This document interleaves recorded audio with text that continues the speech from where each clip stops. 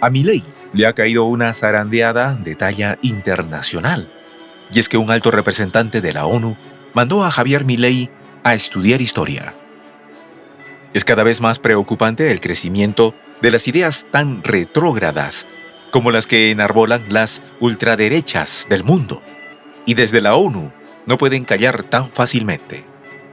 Luego de años de que los organismos internacionales hicieran la vista gorda ante el regreso de ideologías fascistas por todo el mundo, ahora ya no pueden quedarse callados y empiezan a reaccionar.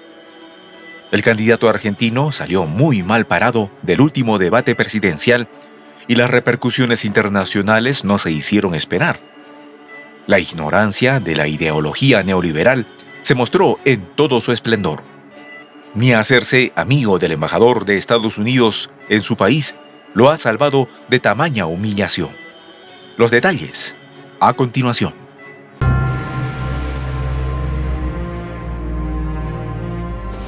Voz de la Patria Grande. El alto comisionado de Naciones Unidas para los Derechos Humanos, Volker Turk, tuvo fuertes palabras contra los dichos del candidato presidencial argentino Javier Milei, quien, en el último debate público, hizo gala de un claro negacionismo de la última dictadura militar. Hay que tener una buena comprensión de la historia a la hora de hacer política, dijo el funcionario internacional. Asimismo, destacó que esos dichos de negación no ayudan a los procesos de paz y reconciliación. Recordemos que el candidato de la Libertad Avanza puso en duda la cifra de desaparecidos durante la última dictadura militar argentina, diciendo que no habían sido 30.000 las víctimas secuestradas y desaparecidas, sino un poco más de 8.000. Esta disputa por la cifra es una lucha que tanto madres como familiares de las víctimas vienen peleando desde el final de la dictadura en 1982, porque los altos mandos militares hicieron un pacto de silencio, en complicidad con los sucesivos gobiernos. Los archivos militares de la época nunca fueron abiertos para investigar a fondo lo hecho por la junta militar en esos años. Y la cifra que menciona Javier Milei está directamente sacada del famoso juicio de la CONADEP, donde se expresa claramente que es un número provisorio. Por lo tanto, esta expresión del candidato ultraderechista es una negación de las miles de personas de las que aún se sigue sin saber cuál es su paradero. En dicho juicio se estima expresamente que podrían ser decenas de miles. Teniendo en cuenta esto, es fácil entender por qué el alto comisionado de derechos humanos tuvo que salir a repudiar los dichos de Milei. El organismo internacional ya no se puede quedar callado frente al avance de estas ideologías. Una cosa que falta en la política hoy en día, no solo en este caso, sino en otras partes del mundo, incluida Europa, es una buena comprensión de la historia, expresó Turk al respecto, destacando que es un fenómeno mundial.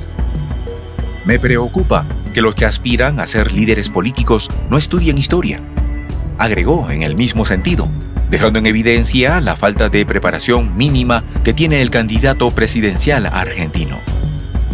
Lo vemos en Europa o en América Latina. La historia es dolorosa en Argentina, en Chile y en muchos otros países, subrayó el alto comisionado de la ONU haciendo referencia al proceso regional que tuvo lugar en esa época. Además, hizo particular énfasis en la crueldad de esa estrategia utilizada por la dictadura argentina de realizar desapariciones sistemáticas. Pocas cosas generan una herida tan profunda en la familia como no saber qué fue de sus familiares. Una de las manifestaciones más visibles de este dolor son las desapariciones forzosas, las personas desaparecidas por lo que causa a sus seres queridos, expresó el representante de Naciones Unidas. En el mismo sentido, destacó la importancia de conocer la historia del propio país para entender mejor cómo sanar las heridas de las tragedias internas. Esto es importante para saber qué intereses propiciaron esos eventos. Como en otros casos de la región, la dictadura militar argentina fue solo una parte de un plan estadounidense llamado Plan Cóndor, para instaurar en países latinoamericanos el modelo económico neoliberal bajo el cual todavía muchas economías latinas siguen oprimidas. El objetivo era desmantelar la producción industrial y dejar el camino libre a los grandes capitales transnacionales para que pudieran ingresar al país y controlar la economía. De esta época es la primera gran deuda tomada de organismos como el FMI. El ideólogo de esta embestida económica, que se consolidó años después con la fuerza de las dictaduras, fue José Alfredo Martínez de Hoz, un abogado y economista que ejerció funciones bajo gobiernos dictatoriales tanto en la década del 50 como del 60. No es casual que las ideas de Javier Milei sean una fotocopia de mala calidad de las llevadas adelante por Martínez de Hoz. La reivindicación de la dictadura por parte del candidato y de todo su espacio político tiene una lógica, y es que sus ideas solo se implantan con represión. La candidata Miriam Bregman lo destacó en varias ocasiones.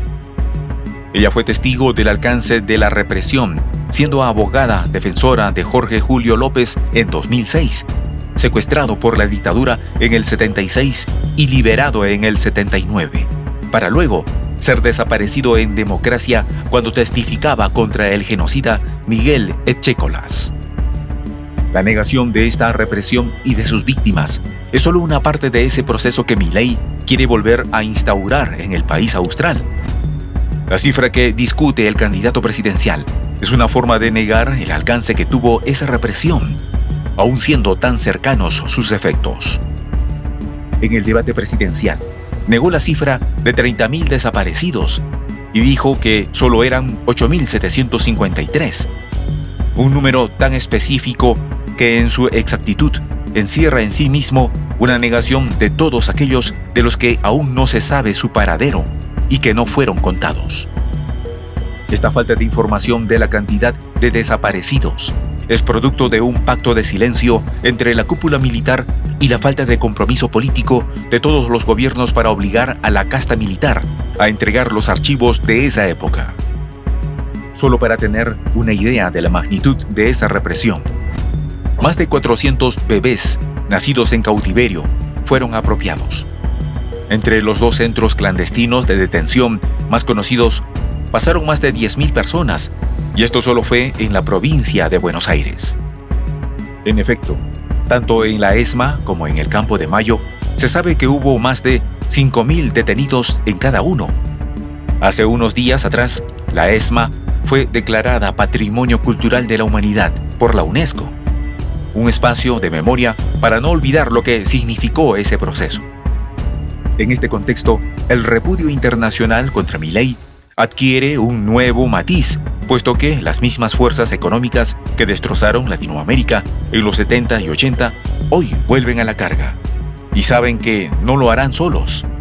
Necesitan su brazo armado, servil a los intereses extranjeros.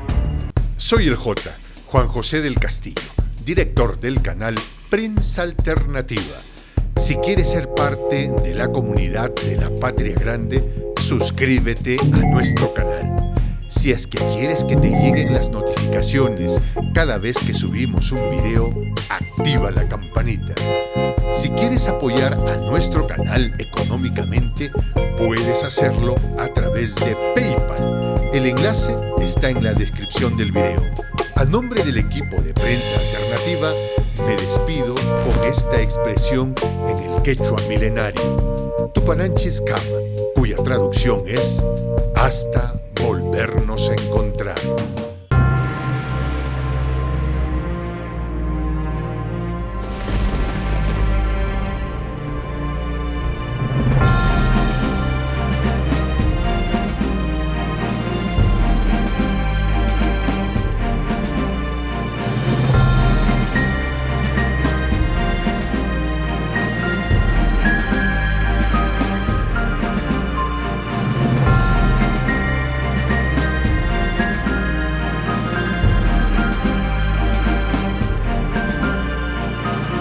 Voz de la Patria Grande.